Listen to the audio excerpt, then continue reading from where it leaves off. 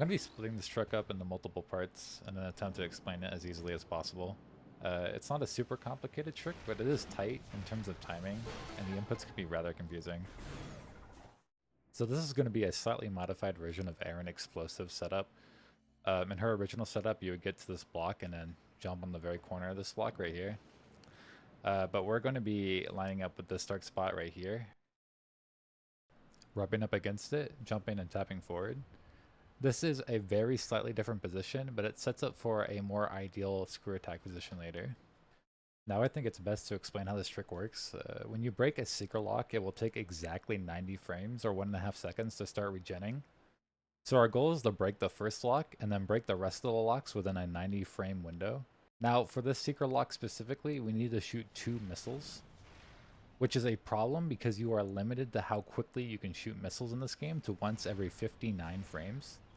So what we're going to do to help with that is shoot our missile from a distance, which gives the missile travel time, and in turn starts our 59 frame timer to shoot another missile before the Seeker lock timer starts. So understanding that, the next step is to bounce a missile off the door to hit the first Seeker lock.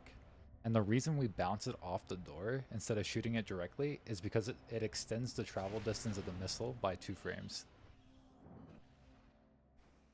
So after jumping into position, what you're going to want to do is aim at the right side of the door. I've made this image here to demonstrate exactly where you can aim, where all the green means you can aim anywhere there and it will hit the first Seeker lock. So what I like to do is aim horizontally until I'm roughly in the green area, and then I'll tap up on my stick so that Samus looks down, and then once it's in like the green spot, I'll just let go of R like that. And so this will hit the Seeker lock. And so this is the second part of the trick. What you want to do is you want to missile and then move forward immediately after. So missile, hold forward, and then you want to let go after Samus starts falling. So it's going to be like this. And that'll put you in the right spot. Let me show that again. Jump on top of the block. Aim. And then missile, hold forward, and then let go. And then you're going to be roughly in the spot. Anywhere from right about here to here is good. It's not very precise. And so after shooting the missile and getting in position, you're going to want to immediately turn left to look at the Seeker lock to the left. Like this. And I'll show an image on screen to where you can aim to shoot the Seeker lock because it's not exactly where it should be. So after shooting the Seeker lock, you want to immediately start turning right and jumping, and then space jumping as fast as you can. For reference, it takes about 14 frames to space jump out of a jump. So you want to missile, hold R, start turning right, and then jumping as fast as possible, like that. And then you want to start holding forward after the second space jump so you can start initiating a screw attack. But before that, you want to make sure that you're aiming around this area here. You can see the image on screen. The green on the left, what that means is that you have to delay your screw attack by a couple frames in order to hit the last Seeker lock. The blue on the right, that means you can do an instant screw attack if your space jump was good enough.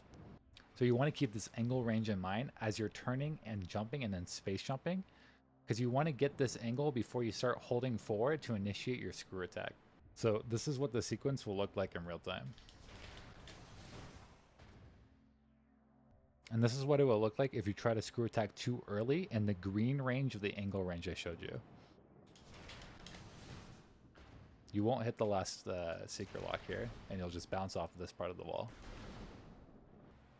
At this point, you just need to put everything together cleanly. I figured I'd leave a slow motion successful attempt at the end of this, so you have a good idea of what everything looks like put together if it's going too fast. And all the image references I used in this video will be linked down below.